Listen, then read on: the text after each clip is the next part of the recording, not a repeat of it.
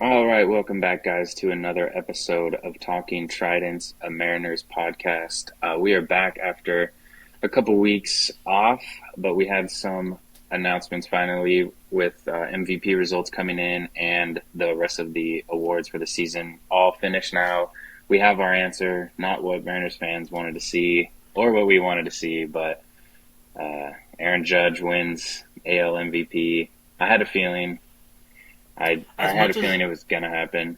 as much as I want to say I'm surprised, I'm not. Because Yeah. I mean, arguably Aaron Judge. I mean, his OPS was what 150 higher, had more RBIs, batted a higher average, and played for a bigger Yeah. market team. And I think that was the biggest factor personally. But Yeah. you know what, Cal? In 5 years, no one's gonna be talking about Aaron Judge's year. Everyone's gonna be talking about your 60 home run year as a catcher. So MVP in our hearts, and I know most of hmm the fan base shares that. But what a tough way to lose by 20 points. Yeah, that's rough. But like you said, I think historic season and Cinderella type Mhm. season definitely Cal Raleigh this year. Overall, I'd say honestly both leagues.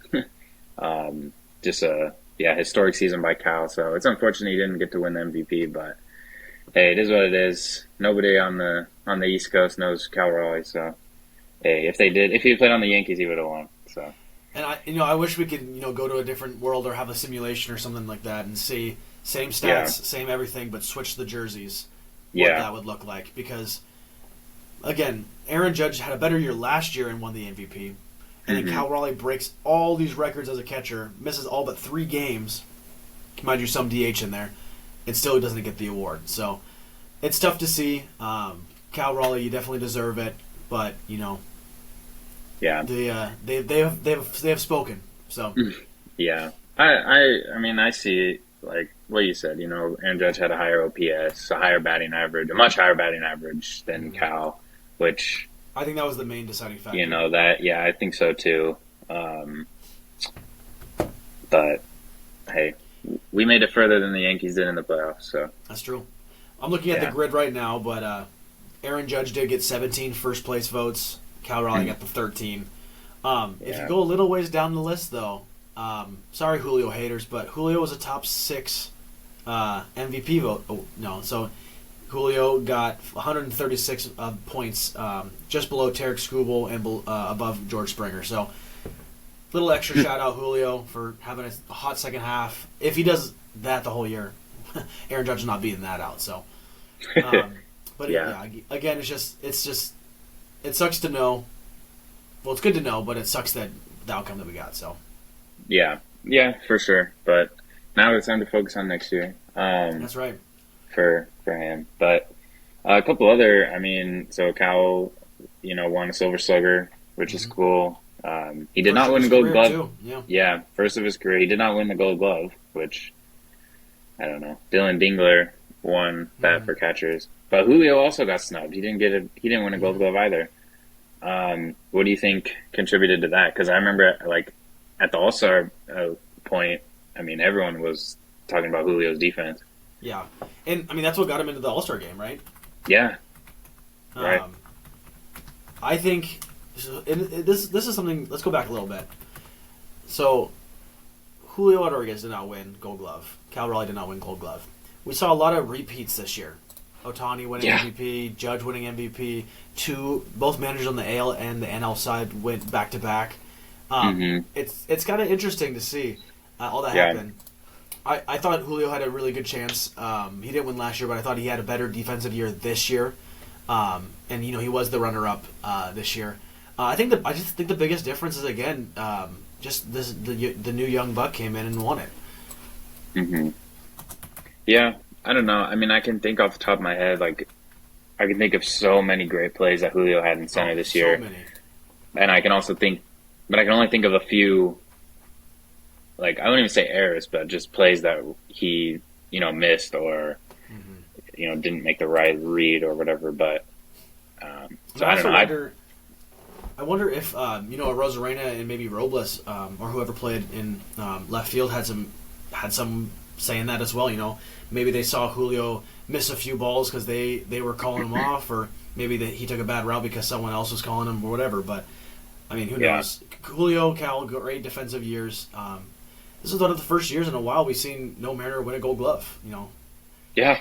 Right. Because Julio in 23, and then last year Dylan Moore, R.I.P., and Cal Raleigh. So this is the first year we haven't seen a Gold Glove in the Mariners in quite a few years now. So Yeah. It's funny you say that because every year for like the longest time, the Mariners, like, the only good thing we have going for us is defense. yeah, Or pitching, but like Ichiro, Franklin Gutierrez. Yeah, yeah, it's like always a defense. But I think Felix this didn't year, Felix win a Gold Glove at one point too. I think so for pitchers. Well, no, didn't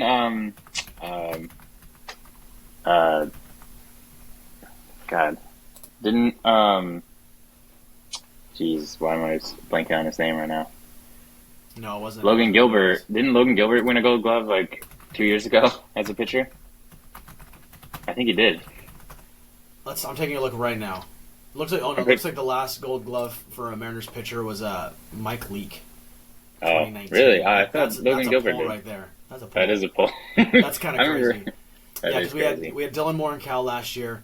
And then Julio did not win it. He was runner-up again in 23. But then JP and Evan White in 2020. So Yeah, but it's good to see this year, even though we didn't, win any Gold Gloves. Like, at least we got some recognition for our offense.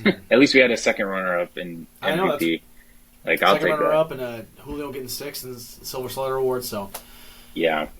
in other awards, though, they did announce the first and second team. So we did have two Mariners players in the first team, Julio and Cal Raleigh, which is really cool to see because that's league-wide. That's not American League or National League. That's league-wide. That's MLB. Right. So that's pretty cool to see that we have, two of the top 10 best position players. So Yeah. Or 9 position players. Yeah. But and then Munoz and Wu got second team. So it's good to see them getting recognition, both making their All-Star appearances this year. Wu his first, Munoz his second. There's a lot of positives this year, and we definitely saw a lot of awards that were either they got them or they were just right outside of them. So Yeah. Two things. Julio's good enough to be the first team All MLB, like center fielder, but he's not good enough to win the Gold Glove. Well, and I don't even think he won a Silver Slugger this year. So No, he didn't win a He Silver. didn't get a Silver He Slugger. didn't. He didn't No. get a Gold Glove, but still won first team. So I'm kind of mad about that, honestly, just Make because. it make sense. Maybe just Right. I bet the first team obviously is all around player. Yeah, I get I wonder that. if they take like leadership into account because obviously Julio's one of the biggest leaders in that clubhouse. Mm-hmm. Obviously very emotional after the loss, as we saw. So Don't remind me. Yeah, yeah, I understand. I understand that. Like, it's overall. So, like, but still, it's like I don't know. I would like to see that. And Brian Wu came in 5th in Cy Young voting, which okay. I just feel like he had a much better year, but he's just a little under. He's not a household name, He's unknown for the most Well, I mean, part. this was the first year he actually threw like almost all of his starts. Right, he missed a few starts at the end of the year. He had 29 starts and had a sub-3 ERA, which is just crazy to think about. But I agree. I think he should have been a little higher. But he had some tough competition. Obviously he did. Terry Skubal is out of this world, winning back-to-back Cy Youngs, having a 2.21 ERA. We had Garrett Crochet, who obviously is a strikeout and innings machine, right? So that makes sense. He's above him. But then you go to Hunter Brown and Max Fried, and I think arguably outside of wins, Max Fried had 19 wins. Brian Wu had his 15. I think Brian Wu should beat the both of them out. In my opinion. Yeah, I saw that too, and maybe we're a little biased just because naturally we're Mariners fans, but yeah, I agree with that too. So I'm not saying he should have won. Obviously, you can't really compete with Skubal, but let's say this though. Let's say Brian Wu gets his last 2 starts, and you take away that one rough start, and he actually had his streak going, the 6 innings pitch with 2 or less earned runs for the whole year. Do you think that changes the conversation at all? Yeah, I don't think he wins, but I think maybe then we could see him come in third. Yeah, or second even. But yeah, I still don't think he would win. I mean, for a 25-year-old who's just played his first full year, right? Missed 2 starts. I mean, it's incredible what this guy's doing. Yeah. I hope he can continue to build off of this, and who knows, maybe he becomes our next ace-type pitcher because, Logan Gilbert obviously had some setbacks this year. Kirby had his setbacks. Bryce Miller was basically non-existent. Or let's say unrecognizable is probably a better way to put it. So, yeah. But regardless, it's cool to see Brian Wu get some recognition across the league. I guarantee people are going to remember his name next year. Oh, for sure. I love the season that he had, and it's great to see. Like you said, I hope he can build off it. And it's kind of, I know we've talked about this in previous episodes, but it's kind of funny seeing Brian Wu, who was potentially like our fifth guy, questionable even if he was like going to be in the rotation, to now being like our ace when we have, like you said, Logan Gilbert, Luis Castillo, George Kirby, even Bryce Miller after last year was like, damn, this guy could be an ace on like some teams, But now Brian Wu is like our number one. So kind of crazy, but I just hope he can build off it and into next year. Now that raises the question: who is our opening day starter next year? Is it Brian Wu? Does he get the ball, or do we stick with Logan Gilbert? My way too early prediction: they're going to stick with Logan Gilbert. I think Logan Gilbert just has a demeanor to be an opening day starter. I think Brian Wu had a great year, but we've seen that some young pitchers like this, just like Bryce Miller had, after a great year, that could be a lot of setbacks. And I think we want to set him up for success. So I think going with I guess you can call him a veteran now, Logan Gilbert. I think that's going to be a better choice than to go Brian Wu. But I mean, who knows? There's a lot of talks that Mariners could be involved in some trades with their starting pitching to make their offense better. There's so many variables, so definitely something to think about. I think my way too early prediction still is going to be Logan Gilbert. Yeah, I agree. But, Brian Wu will stay like third if we have everyone the same. Castillo 2, Brian Wu 3. But yeah. But yeah, so Mariners, it's really cool to see that there were some awards given to our players. Some awards very closely. Wow, cut that out. It was cool to see though that we did get some awards and some votes for some prestigious awards. So a lot to build off of this year, and this is probably a conversation for a later episode. But off season's in full swing, and there's a lot of things that we are going to see coming. Some crazy names have become available. Some crazy speculations and rumors have been going out. So I'm really excited to see what the Mariners can do to bring back playoff baseball in 2026 because, man, what a ride this was. So, I was going to say there's already been a lot of rumors. I'm already getting excited, but we have to wait. We have to wait a little longer, unfortunately. Let's each give, before we wrap up this episode, because this was going to be a quick one, just kind of going over the awards. Let's each give a crazy off-season prediction that we're going to have. If you have specifics, great. If you just have an idea of something, great, send it out there. But I want to hear our way too early predictions for the off-season. I think I already know yours because you texted it to me a few days ago. But,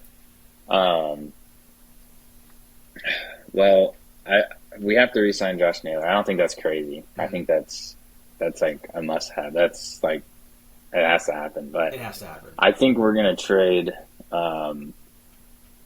There's a few names that I think could potentially be on the move that are like solid guys with the Mariners right now. I think JP and I think a big name in our rotation could be on the move this offseason. But in terms of who we acquire, that's tough. I think go ahead and say yours because I think you texted it to me already. Well, I know the one you're talking about. There's been rumors that Ketel Marte of the Diamondbacks is going to be available this offseason. I think he fits great with the Mariners. He's a little older, he's a little. I think he's at the same age as Polanco now, but he still has a lot left in the tank. Reunion. I mean, why not, right? I think that's great, and I don't. As much as I would love to see that happen, I think there's going to be other teams that are going to be more in on him, and also maybe Marte doesn't want to come back to us, and he does have a no trade clause right now with the Diamondbacks, so that's not my pick for this one. But I do like that one. I more am thinking that George Kirby will be on the move, and George Kirby will be sent to the Red Sox for one of their prized outfielders. Who is that? Jarren Duran. I mean, Jarren Duran would be a great pick. He's not very controllable, so I don't see that happening. I'll tell you who I'd rather get is Rafael Cedeno or whatever. The guy that beat out Julio for the Golden Glove, yeah. Mm-hmm. Yeah. I would love that, right? I'm not again. I don't know what name I can see being happening, but I mean they're stacked in their outfield. You know, Wilmer Abreu, yeah. Roman Anthony, like you said, Duran. They have a lot of prospects coming. Rafaela. They also have Yoshida. I mean, obviously he's older, but I could see something like that going down because Red Sox are so badly in need of starting pitching still, and the Mariners. You know, we have kind of the outfield set, but I also wouldn't be surprised if Randy's on the move. So. My final choice is crazy prediction. George Kirby's going to be traded to the Red Sox. I'm probably going to be wrong. Don't bet on it, guys. Don't bet on it. I'm not going to be putting money on that. That's for sure. But that's going to be my crazy prediction for the offseason. Yeah, I don't think they'll trade Rafaela, but no. I could see something like that happening. But there was a lot of speculation at the deadline this year too about Masataka Yoshida and their first baseman, just because. Or Tristan Casas. Mm-hmm. So it could still happen this offseason. I don't know. We'll see. But I like that pick. I also think a big name from our rotation is going to get traded, whether that's Kirby or Castillo. Mm-hmm. Bryce Miller really at this point has no value. So, well, I think he pitched well in the postseason actually. So yeah. You might have some value. He said after his first postseason start before the other ones that he felt better then than he did the whole season. So Bryce Miller, big bounce back. Right. So, I don't know. It's going to be exciting, though, and I can't wait. Real quick. I'm sorry to cut off the outro. I wanted to ask this, and I totally forgot. Do you think Cal Raleigh is this season, how can he build off? Where does he go from here? How can he build off of this season? Is he going to regress? I mean, there's really no way he can improve. I mean, there is, but it's like this. He could bat 350. Was the best season that we've ever seen from a catcher, like, offensive wise. Where does he go from here? What do you think? Yeah, I think we're going to see some sort of regression. I wouldn't be surprised if he's hitting somewhere in the 40s home runs next year. Mm-hmm. I think 60 is just, again, I don't think it's unreachable because he's done it, right? Yeah. But I definitely think it's going to be more challenging than it was. It's going to be challenging, right? I think there's a very strong possibility that he's still going to be the power threat. He's still going to be the guy you can rely on every day behind the plate. Harry Ford now being on the Major League roster might change things a little bit, but so I think we're definitely not going to see a historic season, but I think we're going to see Cal really mature as a player and as a team member. That's kind of where I see his growth is going to be. It's not going to be on the stat sheets. It's going to be behind the scenes, him in the clubhouse, and him maintaining, kind of what the Mariners need, which is a winning culture. And I think that's going to be where he takes a big step forward this year. Yeah, I think all of his offense and his milestones and all the notoriety and publicity that he got this season kind of propelled him into the leadership role on the Mariners because he became the star, So I think he always was kind of like a leader or had that mentality, but I think now after that last season, it kind of forced him into that role. So I agree with you. I think he's going to be he's going to continue that going forward for sure. And offensively, I think we'll see a regression too. I think he might be more of a consistent overall hitter, not just home runs. We're not going to see 60 again, I don't think.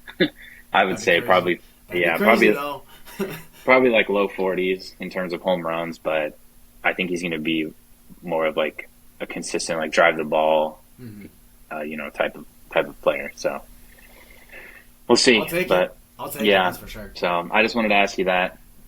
But anyway, thank you guys for watching this episode of Talking Tridents, a Mariners podcast. We'll be back at you soon now that the off season is going to hopefully get started here soon now that the awards are done. And once we have something new, we'll be back at you. So thanks for watching. Let us know down below any crazy trade or free agency signings that you have. Thanks again, guys.